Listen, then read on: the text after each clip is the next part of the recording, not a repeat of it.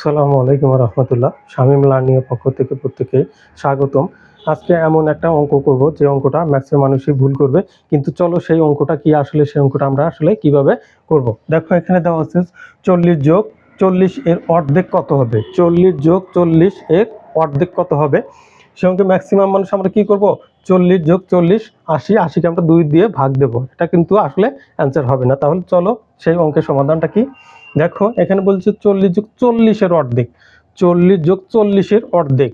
তাহলে আমরা 40 যোগ 40 এর সাথে গুণন অর্ধেক, এই হাফ দিয়ে এই 2 দিয়ে 40কে কাটলে আমরা পাবো 20।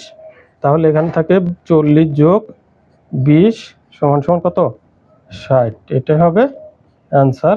আশা করি সবাই বুঝতে পেরেছো। ধন্যবাদ সবাইকে। আসসালামু আলাইকুম রহমতুল্লাহ।